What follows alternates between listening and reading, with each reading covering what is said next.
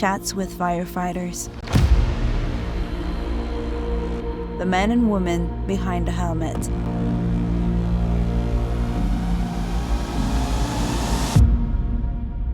Episode 4. Eric Ackerman, Battalion Chief in Murrieta Fire and Rescue, California.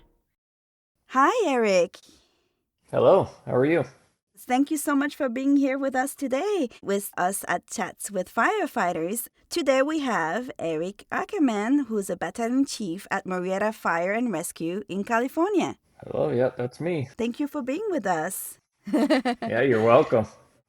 So you're a battalion chief. I think you're the first battalion chief that we have at Chats with Firefighters. So I would love to ask you first, what does a battalion chief do? As a battalion chief, it's like the first level of chief officer as the rank structure goes, and we oversee the captains day to day for like the operations of the fire department. So most of the stuff that people think of when they think of the fire department is, the fire engines going down the road, the firefighters, putting out fires, rescuing people from car accidents or other situations like that, running on medical aids. Well, we oversee that day-to-day operation. So on my department, there's three of us because there's three different shifts, A, B, and C. And so I'm in charge of all the operations on C shift. So I'll go in and coordinate the days, coordinate the training, making sure that everything's operating towards what we need to be doing. Pretty much oversee that. When I do go to calls, typically what I'll be doing is what's called incident command.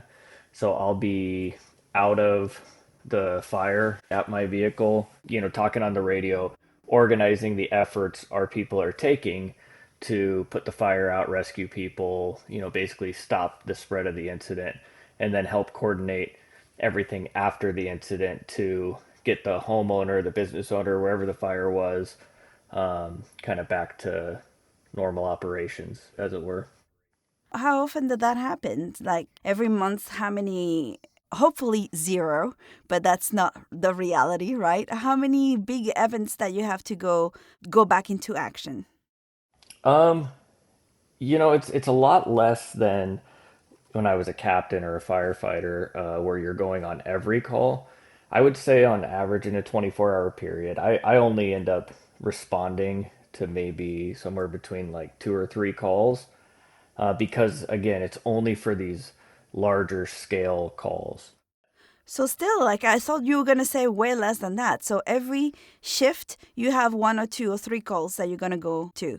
Yeah, yeah, and it's not like every single one of those is gonna be a big fire though. So if let's say somebody calls 911 and they say, I smell smoke in my house. Well, we will send out a full complement of resources, which includes the battalion chief, as though it's a structure fire. Because what we don't want to do is send just, one engine and it takes them, however many minutes to get there. And then they get there and realize, oh man, the whole attic's on fire in this house. And then we've got to take all that time to get everyone else there. So what'll happen a lot of times is I'll respond to those calls. And while I'm on my way there, the first engine will get there and the captain will come across the radio and say it's a confirmed false alarm, or it's something that's much smaller scale, and cancel The myself and a others. lot of the other responding. Yeah. So you would say that you're going in every time it's a fire.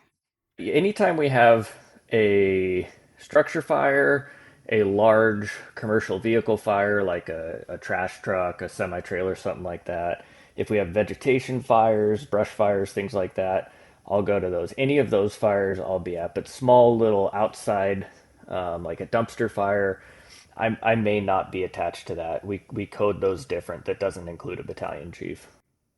And when there is like big accident, if there's like several cars involved, would you go there or just for fires? Yeah, no, that's a great question. Yeah, we do go to any type of heavier rescue. So that'll be traffic accidents that require extrication, where we need to get, say, the jaws of life out to extricate someone from their vehicle.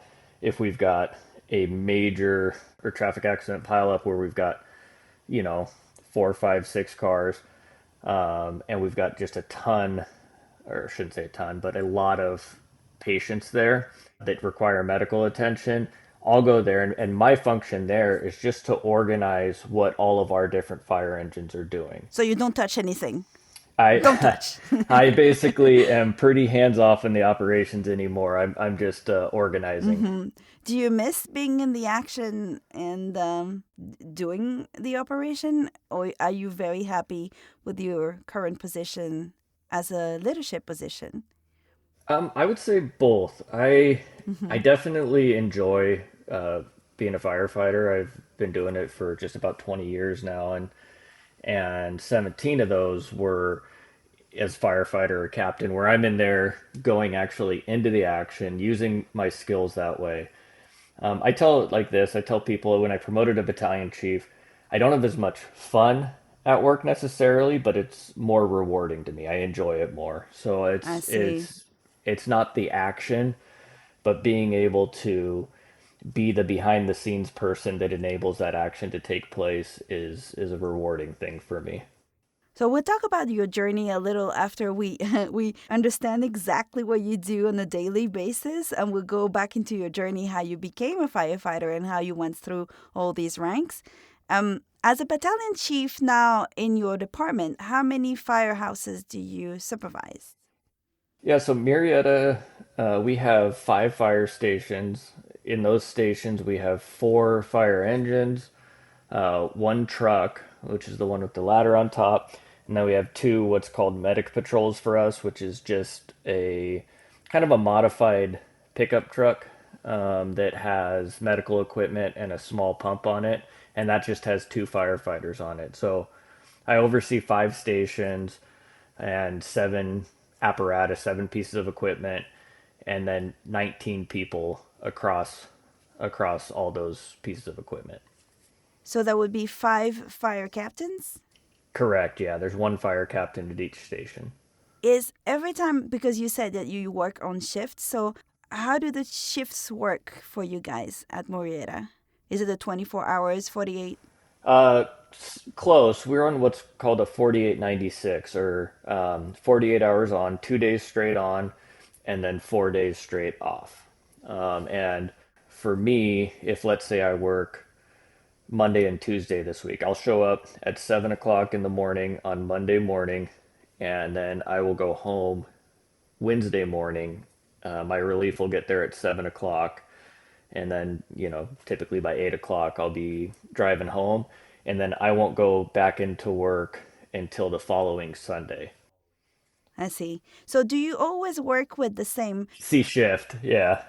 When you work on that shift, is it always the same fire captains that you supervise, or do they rotate in a different way that you do? Or is it still always the same team that you have? It's not always the same people, but I have the same 5 captains assigned to me. But if they, have to use some of their sick time because them or a family member's sick, or if they're on vacation, or anything like that, and they take the day off, we don't have in our line of work the ability to say, oh, John is on vacation, he's out of state this week. We're just not going to fill that position. We always have to have all of our positions filled. So as a captain from a different shift will work in that opening, and so for that day I'll be supervising someone who's not normally on my shift, but he still works for Murrieta Fire. He's still part of our organization. He's just not always assigned to me like the other 5 captains. Do you know all the fire captains from the department? Yeah, I've been with Murrieta for about 15 years now, and there's only about 70 people on our whole department, so it's pretty you know It's a everybody. small department. Yeah, and the fire service is definitely a family. So you don't just kind of know the people you work with. You've probably met their family members, their wife, their kids, things like that. So we're definitely a family in the fire department and in Marietta. How challenging it is to lead the department. Do you have any like moments where you're like, oh, I wish I wouldn't have to be the leader in that situation? Oh, sure. It's there's definitely times where leadership gets challenged, and I think that that's in some ways healthy. It's definitely it's good to have leadership kind of checked sometimes, if that makes sense. But there is Mm-hmm. times where it is tiring, and you're having to explain something, kind of whether it's an expectation, a rule, or something like that. And in the back of your head, you're just kind of thinking, I can't believe I'm having to explain this right now to this person. And so it can test your patience a little bit that way, but that's part of the fun of it. It's part of the challenge. That's what I like about leadership is helping people go from where they're at, whether it's their job performance or their attitude, and helping them understand how to get to where they need to be. You just shared that, in the department, everybody knows each other because it's a smaller department. And you went from fire captain when you only had to lead your team, your crew, right? And now you have to lead more people that you knew before. Um, Hmm. how challenging was it in the personal level for you to be the leader of people that you knew before, but in a different position? Yeah, that's a great question too. It's a challenge. It's kind of been referred to when people prepare for it. It's the term "buddy to boss" is what it's called, Mm-hmm. and it can be challenging because you either get people who like to throw back at you if you're explaining an expectation and maybe, hey, we can't act this way, and they're going to tell you, oh well, you used to act this way when you were at the station with us, and and you have to deal with that. You have to kind of learn how to navigate through that. But there's also like the people I'm closest with, and I trust, and they trust me, and they know me, and they know kind of who I am deep down. And if I'm saying something and it might not make a ton of sense to them, they also know that Eric's not a malicious guy. He's not out here just on a power trip. If he's saying this, there's a reason behind it, and they might pull me aside and get clarity. So it can actually be beneficial in that way, where it makes it easier for me to get messages out because I have these trusted companions there. But the biggest thing I remind myself is that I have good friends at work, these coworkers that have become family, and I know that they care enough about our relationship that they wouldn't put me in a position to have to really struggle with that a lot. They wouldn't put me in a position where they try and, you know, either, Push it too far. yeah, back me into a corner, put me in an awkward situation where I'm gonna be the one held accountable for it. And so, I've been lucky with that. That's great. I shouldn't say lucky, I've been fortunate. I mean, that's great because you had built those relationships over the years. So that's a great position to be at. And when you think about your future, because obviously when you're battalion chief, is it like an automatic thing that you're going to be like promoting at some point as chief? Or can you choose? I'm not asking what you're choosing for your career, but I'm asking in general, can you choose to be a battalion chief your whole rest of your career? Or do you have to be a chief? Yeah, no, you can. In the fire service, you never have to promote. It's always an option, and you actually have to test and put in some work and some effort a lot of effort to be able to promote. So nothing's ever a given that way. Some of the people I've known over my career that I've had the most respect for are people who opted to stay as firefighters, to stay, the quote unquote entry level position their entire career, and they became a master of their craft. I mean, there's nothing that would be expected of them that they hadn't seen before. They'd kind of experienced everything, and they shared their knowledge with others. Conversely, I've seen people who have promoted and sought different positions, and maybe when they were a firefighter, they were kind of just middle of the road, but when they get into leadership positions, you realize this person has natural leadership abilities. They are very skilled leaders, and people naturally want to follow them. So, it's kind of all about finding the best lane for you. So, I would say, a lot of people don't ever promote to battalion chief. And there's a lot of people in the fire service who don't really want to promote to battalion chief. It's not always the most exciting position, and you alluded to it earlier. You kind of have to be the bad guy sometimes, so you don't get to have as Mm-hmm. much fun. So it's definitely not for me. It's not like a total like, oh yeah, well, you're just going to keep going to these other ranks and potentially the fire chief. It's a matter of finding kind of where I'm doing the best good and still enjoying what I'm doing, and and then going from there.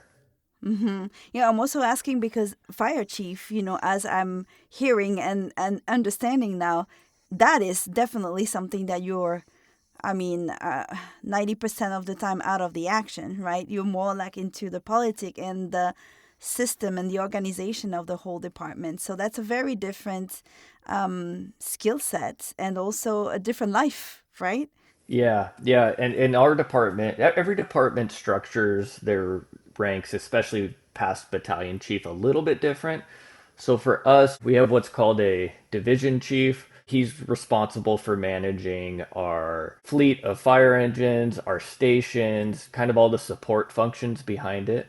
And then we also have what's titled a deputy chief, and he's the one who oversees the three battalion chiefs, our whole training program, our emergency medical program, and then above that is the fire chief. But all three of those positions are Monday through Friday, basically, normal Mm-hmm. working hours. You're no longer on a shift schedule.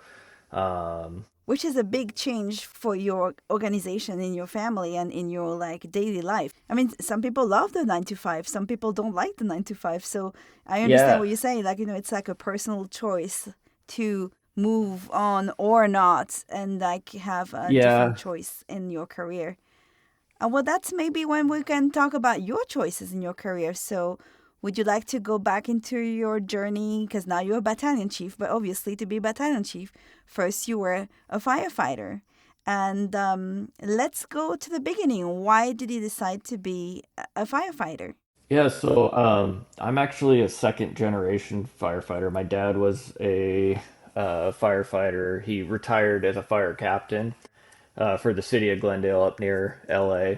Mm-hmm. And he spent 30 years in the fire service, and so growing up as a firefighter's kid, I'll tell you, I definitely, for most of my childhood, I didn't really want anything to do with the fire service. I didn't necessarily not want to do it, I just never thought it was for me.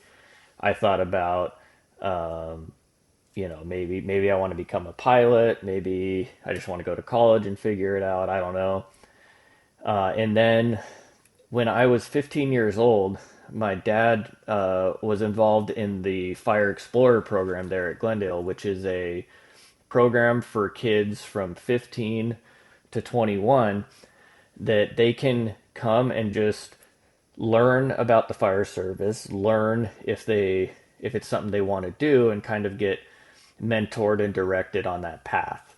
And so he was involved in that, and they were doing a camping trip with the explorers. And he asked me if I wanted to go, and I said, sure, why not? And I got to know kind of a little bit about a program like that and kind of see people who kind of were already starting to think about the fire service were like, and it got me thinking about it. And I decided on the way back from that, I said, hey, I want to kind of look into this and see if it's something I want to do. So when I got back home, You got the hook. yeah, a little bit, I wouldn't say I got the hook quite yet, but I definitely, the seed was planted. Mm-hmm. And I when I got back home, I signed up to join the Explorers where I live out in Temecula, and started that at 15 years old. And then after a couple months in that, that's when I would say I really got the hook. And I realized, man, I really like this and I enjoy learning about it and working towards it more than anything else. And said, hey, this is what I want to do. And I tend to be kind of a planner. If I've got something in my mind, I'm going to go for it. And so from that moment on, I just basically zeroed in on the profession. I never never really looked at anything else. So while I was still in high school as a senior, I took an EMT class the last semester of my senior year, and I became a EMT before I even graduated high school. And then my next semester after high school, I went and attended a fire academy at a community college. That was a semester, and then after I got back from that, I got a job working for an ambulance company out of Inglewood, Hawthorne, Gardena, that whole area in LA. And I worked there for about a year, getting some experience as an EMT, running 911 calls with firefighters there. And then after about a year doing that, I went to paramedic school. And paramedic school is a very challenging, very rigorous program. The one I went to was only 6 months, but most of them are a year long. But it was 3 months of Monday through Friday, very difficult classroom learning with tests. And if you didn't pass tests, you would get kicked out of the program. Wow. And then you spend a month rotating through different hospitals to get patient experience there. And then 2 months in what's called an internship. So you essentially ride along on an ambulance. I did mine in Los Angeles with LA City Fire Department, and you have two paramedic preceptors, so seasoned paramedics who are evaluating your ability to assess and treat patients. And if you don't pass that, if they don't sign you off, then that whole last 6 months you just spent there is for nothing. You get nothing out of it. And there was a couple people in my class who'd had that happen to them. Fortunately, I did pass, became a paramedic, and then about 6 months after I got my paramedic license, I got hired by my first fire department. So you began as an EMT, then a paramedic, and then you went through another training to be a firefighter? Well, so I went to the college academy right after high school, the fire academy through a community college. And then when you get hired by fire departments, they'll do, every job has some form of onboarding to teach you how to do the job you got hired for. In the fire department, even though I'd already been through an academy at a college, they still put you through their academy so you can learn how that department, throws ladders, pulls fire hose, loads fire hose, everything like that. So when I got hired, my first department was a very small department, just one station, and I was there for about 6 months. But then I got hired by Glendale, where my dad works, or worked, I should say. He was still working there at the time, and I got hired there and went through their fire academy. So the fire academy, when you're actually hired on a fire department, is very challenging because at that point they are paying you to be there, and Mm-hmm. and they have high expectations as they should. And so that was I want to say that was 4 days a week. I think we went Monday, Tuesday, Thursday, Friday. We needed to be there at the academy, lined up, ready to go at, I think it was 5:30 in the morning every day, and they would put us through about an hour and a half of very, very rigorous You mean hell? physical training. Yeah, I mean there was some definitely some challenging times, but what they're doing is they're, shaping you into the firefighter you need to be to succeed there. And you would do an hour and a half of a workout, shower, change, line up. They'd inspect your uniform. Everything needed to be perfectly in place. And then you would spend all day either training on the drill ground or in the classroom learning. And same thing, they would have different tests, written and manipulative tests. If you don't pass those, then you get, I think, one more chance. And then if you don't pass enough of those, you're fired. And if you're fired, do you have a second chance? Or is like a situation that you kind of go on the list and you don't have a second chance? So at Glendale, if in that case, if you were let go, you could apply again the next time they open it up to everyone else. I know that there are some departments that if you're not successful in the academy, they will allow you to come back to the next academy to try again. That was not the case when I was there. Mm-hmm. And so we did have some people that we lost. We had I want to say there was nine, and I'm not positive about these numbers, but I want to say there was 9 of us when we started for Glendale, and only 5 of us graduated from the academy. When you're in the academy, that means that you're not in the firehouse yet. You are training by people who are paid to train new firefighters.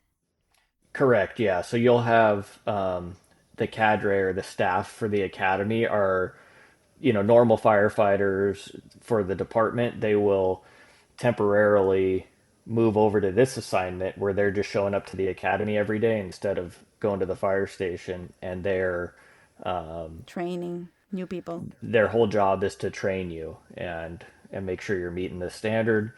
But then even though you go through that whole academy, once you finish the academy, that's when your probationary period starts. So I don't know if you've talked to anyone yet about probation, but And not yet, because I've been talking with a lot of fire captain to fire chiefs. So I'm oh, like, okay. oh.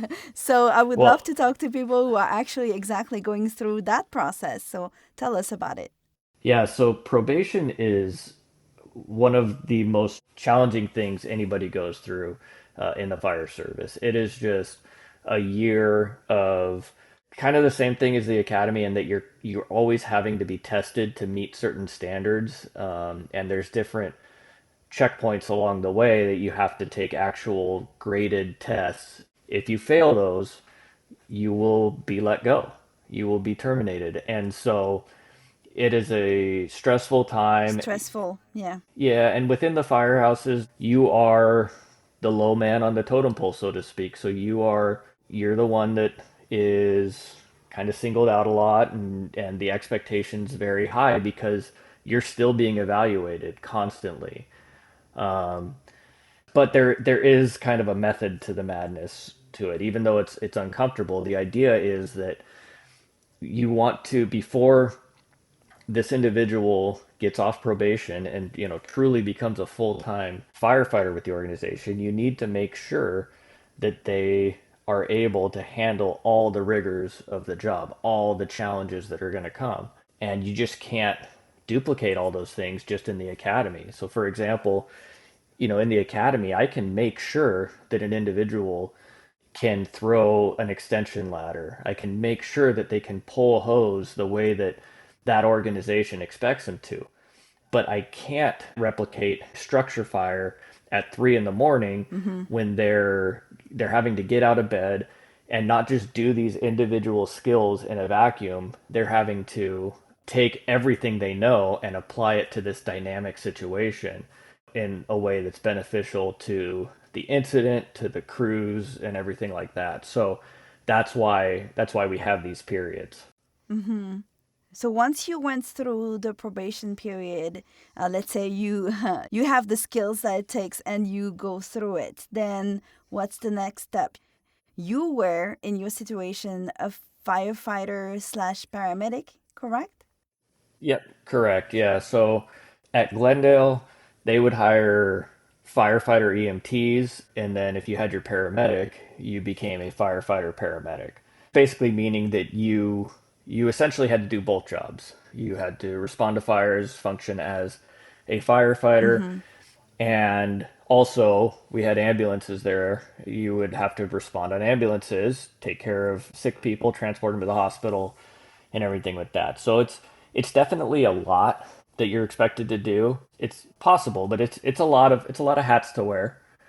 Now you compare that to Murrieta, where I'm at now. We only hire firefighter paramedics. The way that our organization is set up, the expectation is Yeah, because that, it's a smaller structure. yeah, so everyone has to be paramedic when you work there. And I got off probation at Glendale, and at that point, like I said, you are a full-fledged firefighter. Not that you can just do whatever you want, you don't have to train or anything like that. That's not the case at all, but it becomes a much less stressful event to go to work. It's a big deal in the fire service when somebody gets off probation. And so, Mm-hmm.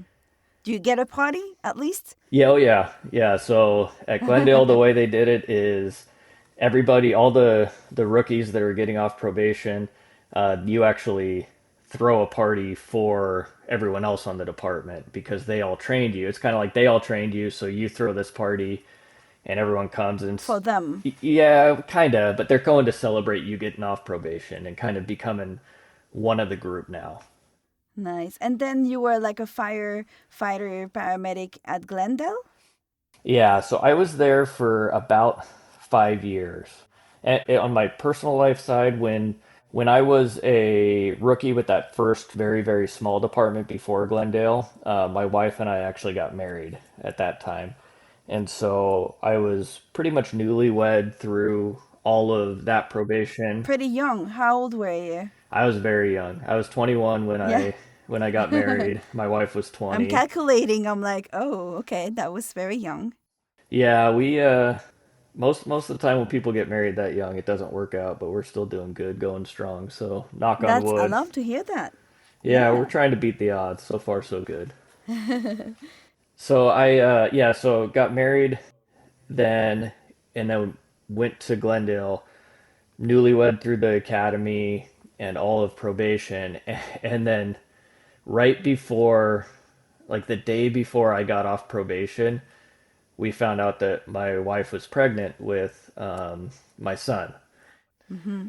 So right when I got off probation, I was getting ready to be a new dad, became a new dad, and then still navigating the career, kind of feeling it out. And I still do live out in Temecula, which is it was about 100 miles from Temecula to Glendale, and Yeah, so that's pretty far. it was very far, and our schedule was a little bit different there. But basically, I was having to drive back and forth a lot more.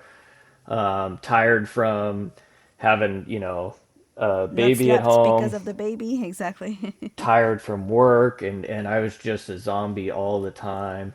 My wife didn't, I think in the 5 years, she only came out to the station to like, meet the guys and kind of get to know that only once. And it just kind of I started to realize that even though like I had a lot of roots at Glendale, I wasn't going to be able to have the career that I really wanted if I stayed there. Just because of the distance, and we didn't want to move. We have tons of family out where I live. So I was kind of between a rock and a hard place. And I stopped and thought, my dad, he worked at Glendale because he grew up in Glendale.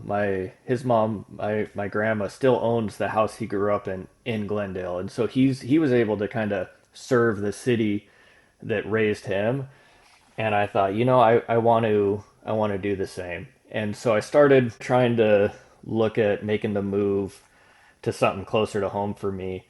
And Murrieta popped up. It was a department that's right next door to where I live.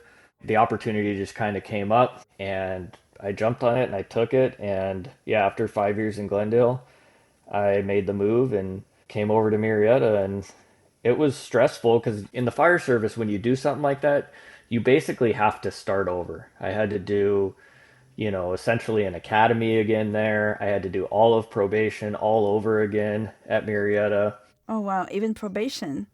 even probation. Yep. So on the bright side is I got another party when I finished probation, so that was good.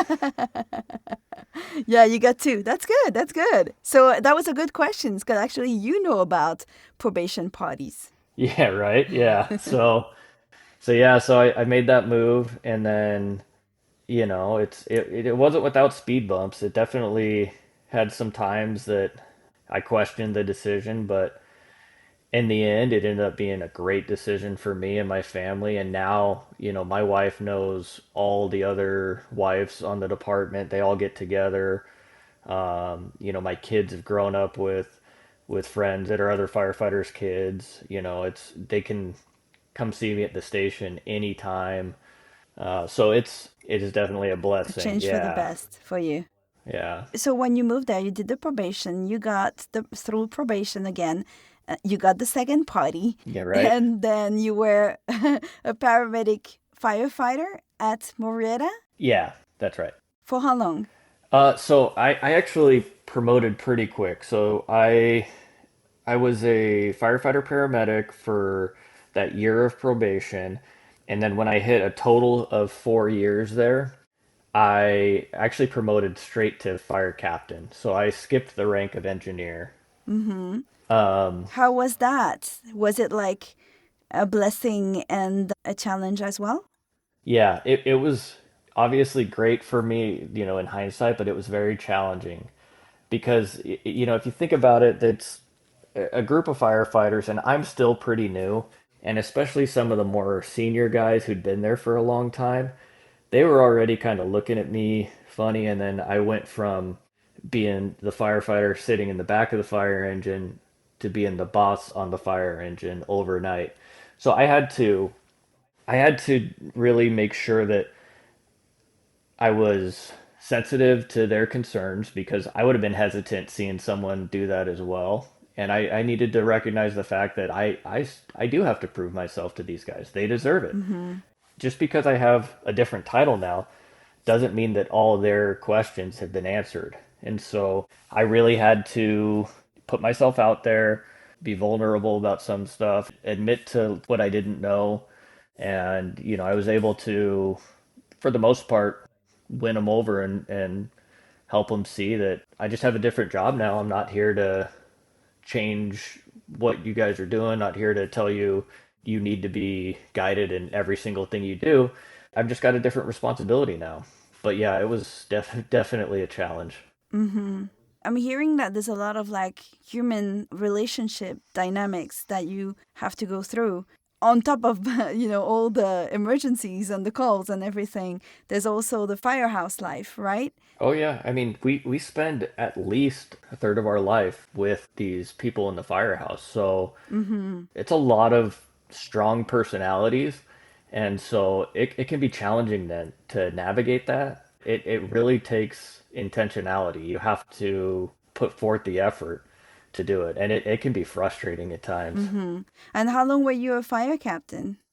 Let's see, I promoted to captain in 2016, and I was a captain until 2023, so 7 years. And how does the opportunity to being a battalion chief comes? There's like a position open and you just apply, or does someone come to you and be like, "Hey, I think you'd be a great battalion chief," or both? It's both, but definitely more so the first part. So the way our department works, and every department's a little different with this, we don't actually wait until the position opens up to have a test. So every 2 years, we put on a promotion test for every position from engineer, captain, and battalion chief. So even if there's not a vacancy or and they don't think there's going to be a vacancy, they'll still do that test. The reason behind that is number one, if something happens that all of a sudden there is a vacancy we didn't anticipate, like maybe someone suddenly decides to retire, or like you said, in an unfortunate event, or someone goes to another department, then we don't have to be behind the eight ball. We don't have to be, scrambling to try and put on a test and all these things because that takes a lot of work. We've already got a list of who's the next one that's going to promote. And then the other thing is, let's say we've got a captain who finds out he has to have surgery on his shoulder or something, and it's going to be a 6 month recovery time that he can't work in that time. Well, the people who are on that captain list, they can act as captain. So they're not formally promoted, but we can take them and plug them into that captain role for that short time to give them Mm-hmm. experience, you know, have consistency at that captain rank. So it's helpful that way. Do you get some education opportunities? Because if you're doing the test, that means that you're going through some kind of classes, education. How does that work? Yeah, so each position has different requirements, but there is classes and education levels that have to be met at a minimum to take a test. So for example, if someone wants to become a captain on our department, there's certain what's called company officer classes. So classes specifically about what a captain does, whether it's personnel management, emergency management, things like that, that they have to complete in order to even take the test. But they also have to have at least an associate's degree to become a captain. Oh, so associate degree as in college education? Correct, yeah. And for a battalion chief for us, you have to have a bachelor's degree. Oh, nice. So you did a study at the same time you were a firefighter. Obviously, you have to study. in the community college or any university that you choose, or does the department choose for you? No, it's anyone you choose. Um, Hold on, sorry, my dog's barking downstairs. That's okay. We love to have an extra guest, Yeah, especially when it's a canine guest. he's a They're always welcome. he's a lot. I'm gonna keep him out there. What kind of dog is it? Yeah, he's a golden retriever. No. Um, Education wise, you can go wherever you want.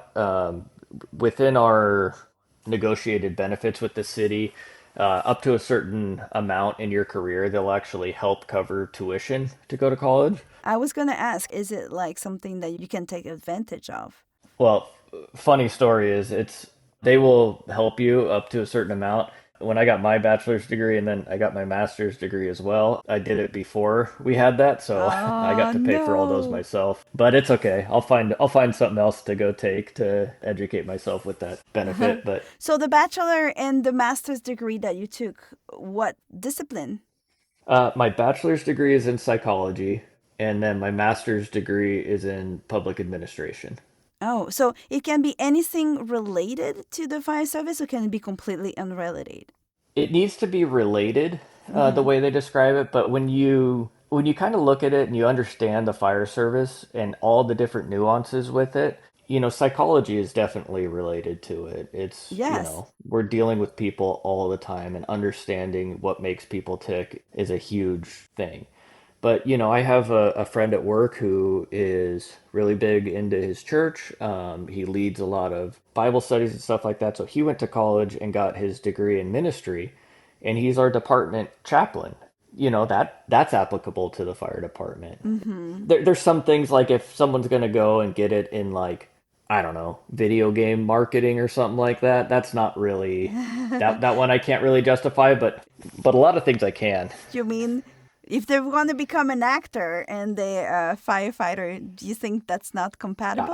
But the thing is you could probably sell it. You could probably say, well, as a PIO, a public information officer, you're out there in front of the camera. You need to be able to share this messaging. I mean, that's the thing, is there is a place for a lot of different things in the fire service. So as far as what your degree's in, it's pretty open.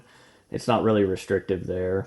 And then a lot of firefighters, myself included, will find online options because with our schedule, it's extremely difficult to To go to class? consistently be there. Yeah, especially once you get to fire season, and you might end up on a strike team for 2 weeks or something like that. It can be problematic. So, why did you choose psychology? Let's talk a little bit about that. What was interesting to you? Did you see things that in the fire service that you like? Oh, actually, knowing a little bit more about human nature and psychology is going to be very helpful for my career. Um, no, I wanted to learn something. The funny thing is I didn't really go back to school for professional reasons as much. It ends up being great for it that way. But when growing up, neither of my parents were college educated. Great parents, great childhood. They're hard workers, did a lot, but they weren't college educated. And every single time I filled out, anything in school where it said, your mom's highest level of education, your dad's, it was always just some college. And I always, it wasn't a big deal, but I just, in my head, I said, I want my kids to be able to say, no, my dad's got his college degree. Because who am I to tell them, hey, you need to go to college and get your education if I didn't do it myself? So anyway, that's why I went to school. But then I picked psychology because I'm always fascinated learning about why people behave the way they do. The more I studied it, the more I was just like fascinated that, some things, some social cues that happen around us all the time, and there's certain reactions you can expect. There's a reason behind it. And I do it, you do it, we all do it and don't even realize that we're doing it. Mm-hmm. But then specifically the study of the psychology of leadership really drew me into that, and I really enjoyed learning about it. And so yeah, I just kind of kept going with it and didn't know what I was going to use it for. I don't think I'll ever use that degree specifically to get a specifically psychology based vocation, but it's helpful in everything I do. every time I talk with firefighters, obviously the mental health aspect of the job comes in because you experience a lot of things that are a little heavy or very heavy. Did it help you to have that degree as well to deal with situations yourself and help others go through the situations? Yeah, I think it did. I think, to be honest, I use it more understanding just the simple, stupid things around the firehouse when people behave a certain way. But absolutely, with the critical incidents, it's helpful. It led to me wanting to work with my department. We didn't really have a good support program for dealing with critical incidents, so myself and a few others started that program on our department. Became what's called a peer support member. As firefighters, we tend to want to just talk to other firefighters about challenging stuff. I don't want to come home and lay it on, my family or talk to someone who hasn't been through it because they probably won't understand as much Mm-hmm. and I'm not as comfortable with it. So as a peer support member, you're trained in recognizing and helping people deal with signs of critical incident stress and helping them through that.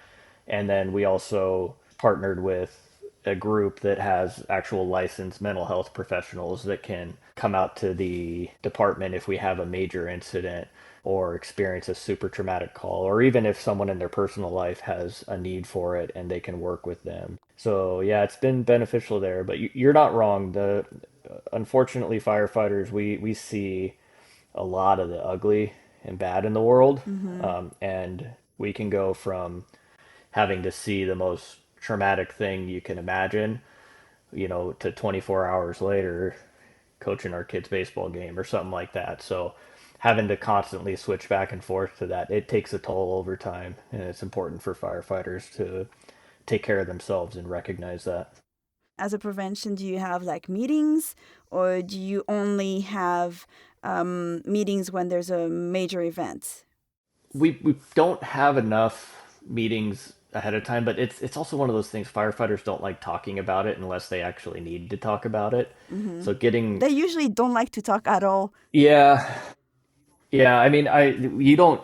It's challenging to relive some of those Mm-hmm. circumstances, so you don't really want to do that. And then we have to be guarded. We have to make sure that we're not constantly thinking about those things because we'll curl up into a ball if that happens. But we do have some meetings. We make sure to communicate that the resources that are available, actually out here in Riverside County, it's not coming from me or my department, but there is coordinated effort to, as a whole, be better about peer support and working together on that. That's actually being led by a captain at Palm Springs Fire who's doing a great job with it right now. So it's kind of an always moving target that we're probably never get perfectly right, but we're not shooting for perfection. We're just shooting to be better. Better. Mm-hmm.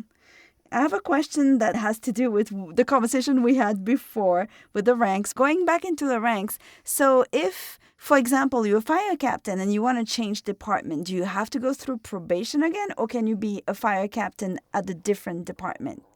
I've gotten questions similar to that before, and I try and explain to people that if you, let's say, work at Albertson supermarket, right? And that's where you work.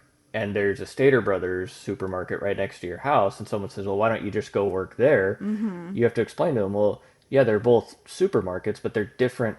They're different companies. I don't work for that company, so they don't know me. It's not like I go to the supermarket job board and just put my name over here. So you're a total unknown to them. So unless another department says, hey, we want to hire someone to become a captain just right away, then you have to start as a firefighter again. Departments don't typically do that because, number one, in theory, all of our firefighters should be developing themselves to be, potentially be able to fill these different ranks, because you've got a knowledge of the department, the city or area that you cover.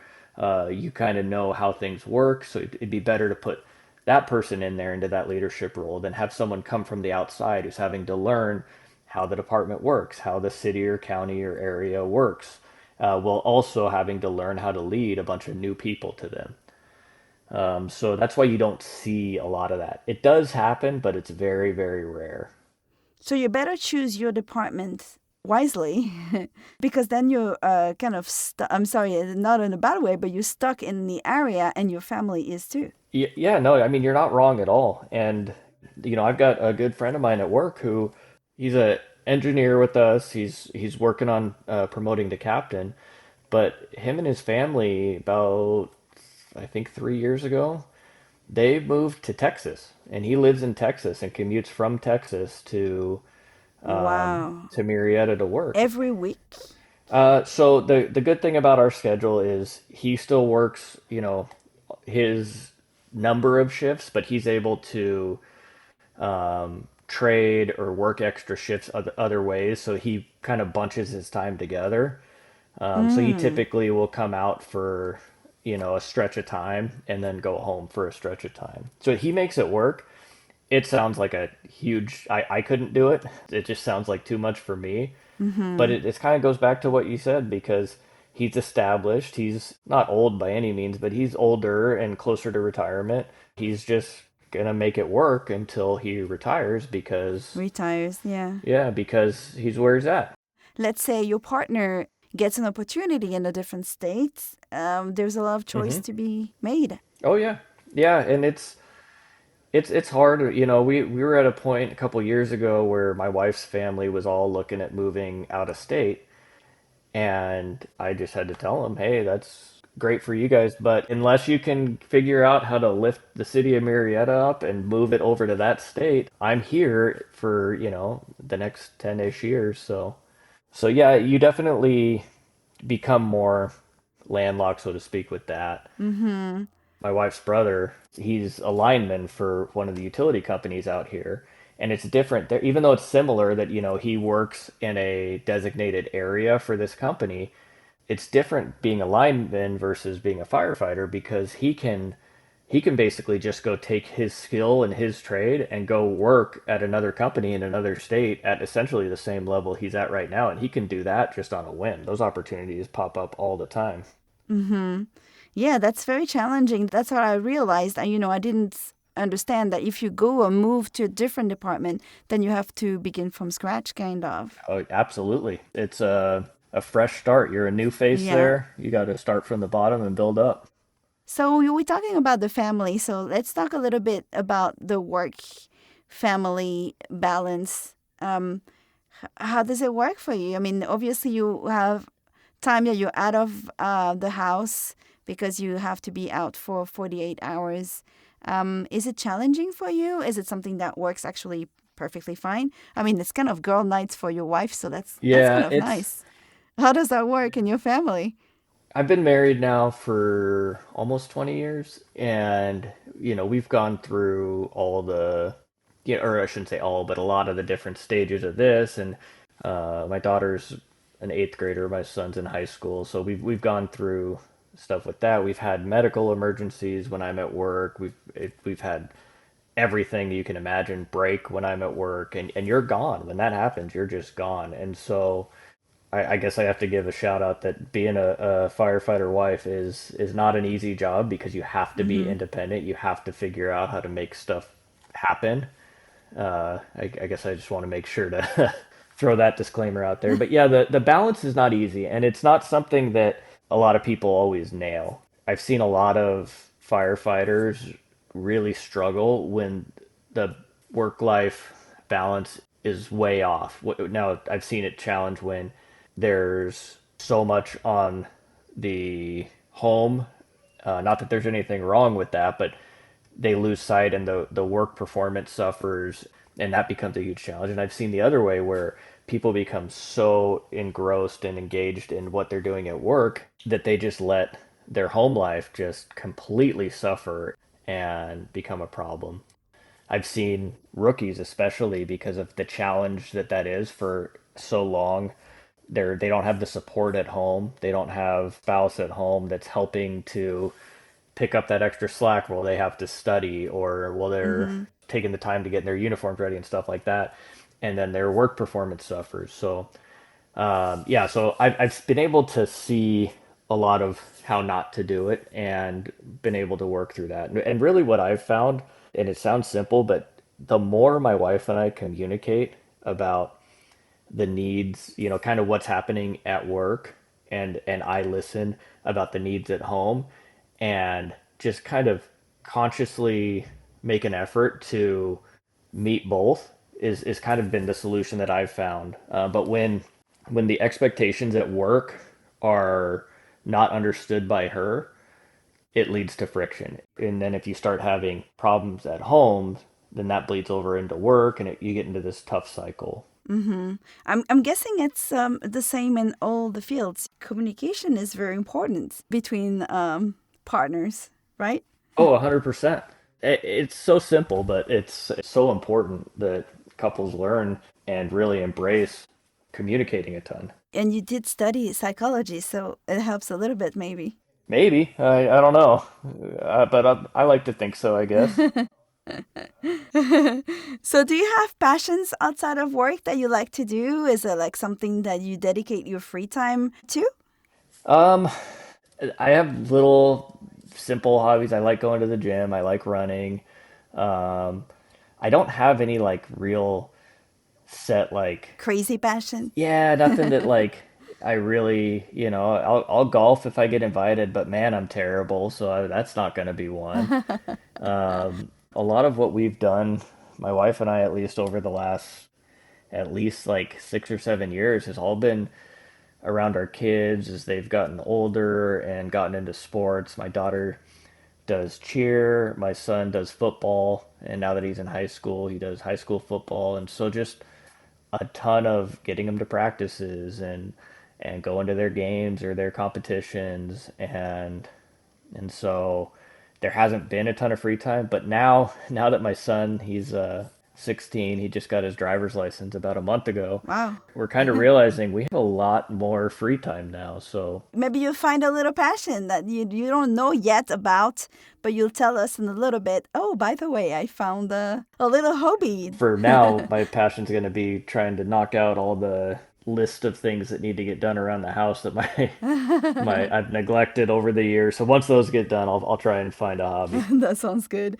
Do you have any funny, because we like to, end up in a little like lighter notes. Do you have any funny story to share? Like maybe the craziest call you got?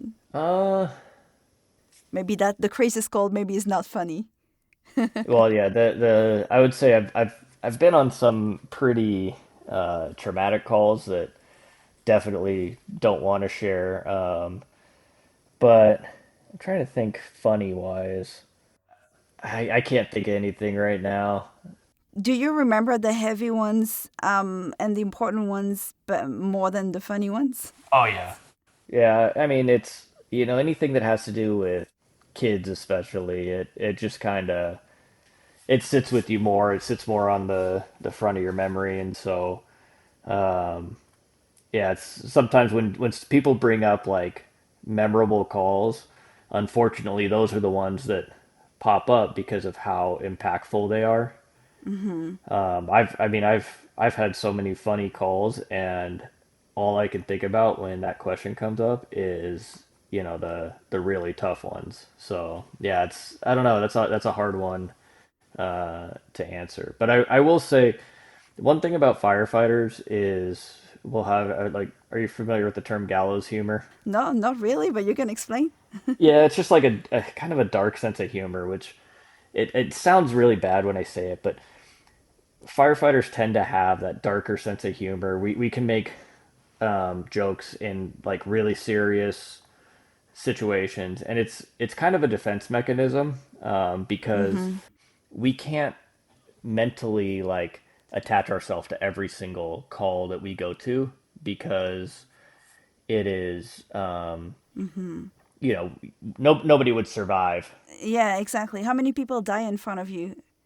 A lot. Yeah, I mean, maybe not die in front of you, but you respond to someone whose loved one is dead, and you have to work on them to try and save them. But when they're still they still pass away, and you're having to explain to the family member, that's a hard position to be in, Mm-hmm. and things like that. But yeah, like I'm sorry, I don't mean to be a downer with that, No, but that's not. Hey, that's a part of the job is pretty heavy. yeah, yeah, but yeah, no, I wish I could think of some of the funnier Think ones. of a funny one. If I think of one, I'll let you know. How about a story with a cat or a dog?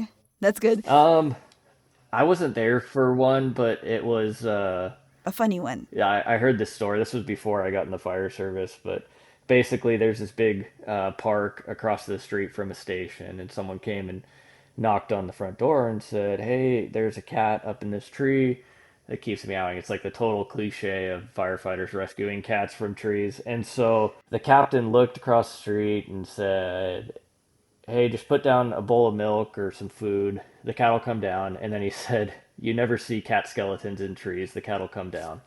And so then a couple days later, um, someone came and knocked on the front door and said, "Hey, there's a dead cat in the tree. Can you guys get it down?" So Oh yeah, no. so but he ended up. That's not a funny one. That's kind of like the one that then you think about it, and maybe next time you're gonna go if someone come and say, "Hey, can you come and rescue the cat?" Yeah, oh no, 100%. He definitely should have, but yeah, it's that's kind of why it was funny because he went and said, "Oh, you never see cat skeletons in trees," and then a couple days later, there was. So Oh. And do you have wildlife around you? Do you have like oh no, Temecula is pretty it's a pretty populated area. It used to be when my family moved out here, it was very small. But I want to say the population of Temecula is around 115,000 now, and then Murrieta is about the same, and they're right next to each other. So between the two cities, not too many wild animals anymore? yeah, well, coyotes, a lot of coyotes. Well, that we have too. Yes, they're everywhere. Yeah, but But not a lot of calls involving coyotes. Do you? no, no, but what we do have a lot of is rattlesnakes, and we do Ooh. go on rattlesnake calls in my department. So if someone on their property finds a rattlesnake, we'll come out. All of our firefighters go through training on it, and we will use our tools to basically catch the rattlesnake and then relocate it You don't kill it? in an area. No, no, because even though we don't really like rattlesnakes, they're part of the ecosystem. I They do their know. job. But yeah, no, that's always the first question is you guys don't kill it? Yeah, do you kill them? No, no, no. So if someone is bitten by a rattlesnake, do you have something for that in your truck? No, we'll just No? transport them and Take them to the hospital? treat them with just generic things, IV treatment, stuff like that, try and immobilize the area so that the venom doesn't spread too much, and then get into the hospital where they're going to treat them with anti-venom. Oof, that's scary. It's not like we have a ton of rattlesnakes out here. It's just something we run into. Okay, because maybe I'm not gonna come visit. Now I'm like, okay. Oh, you should. It's Well, beautiful out here, and I know, Temecula's I've got never been. well, we've got the whole wine country there too. So we've got Oh, like okay, that's it. I'm yeah, coming. we've got something like 50 wineries, Oh, and they're wow. beautiful. So yeah, it's definitely nice out here. It's a little bit of a drive, but we're kind of right in the middle of San Diego and LA. So we get a lot of Mm-hmm. people here who just they live in Temecula or Murrieta and they commute towards San Diego or LA to work. To work. So like compared to like Glendale or up in LA where you're at, where during the day, the population in those cities actually goes up because people go there to work. During the day, our population here drops. And at night, our population, when everyone comes back home, is back up. So it's kind of the reverse. Situation. I love that. Hmm. So to finish our conversation, we always like open the floor for a fundraising opportunity, and you chose the charity Blood Cancer United. Can you tell us why you chose them? Yeah, actually, me and a group of about 10 other firefighters on my department, we've been participating in a fundraiser for, it used to be called the Leukemia and Lymphoma Society, that just this year, I think it was, they changed it to Blood Cancer United. Same company, just new name. Mm-hmm. And they put on a fundraiser up in Seattle where they host a firefighter stair climb. In fact, this weekend I'm going up there. Oh. And you climb 69 flights in one of their high rises in downtown Seattle in all of your gear. Um, and it's all just to raise money for that charity. And I don't know if you're aware of it, but the instances of cancer in firefighters is much higher than the general population because of all the toxins we're exposed to. Yeah. And so, these blood cancers, leukemia, lymphoma, they're brutal. And that organization does such good work to take care of and help the people who are dealing with those awful diseases. Mm-hmm. And, I've been able to know people who have benefited from it and worked with that group as they were fighting that disease. So definitely something that I love supporting, love being able to do it. And yeah, if anybody else wants to donate, it's a very worthy cause. We'll share the link and the charity. Thank you so much for sharing about that. And good luck not passing out going up the 69 floors. How hard it is. Yeah, it's pretty awful. Pretty, It's yeah. pretty awful, but it's a good accomplishment. Did you get a party at the end? Well, we stay up there. So this Sunday we'll be doing it, and then we don't fly home till Tuesday. So afterwards, we all go out, and we'll typically go to. We have some of the normal spots we'll go to and visit and spend time together, and the wives go too. So everyone gets together. So it's a fun time. Oh, that's nice. Well, enjoy. And thank you so much for sharing everything with us today. And it was a pleasure talking to you, Eric. Please keep in touch and let us know about how, you survived the 69 floors. Yeah, yeah. No, thank you for having me. Good luck.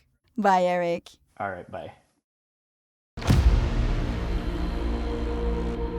This was Chats with Firefighters on most podcast platforms and on YouTube. Follow us on Instagram and Facebook. Chats with Firefighters.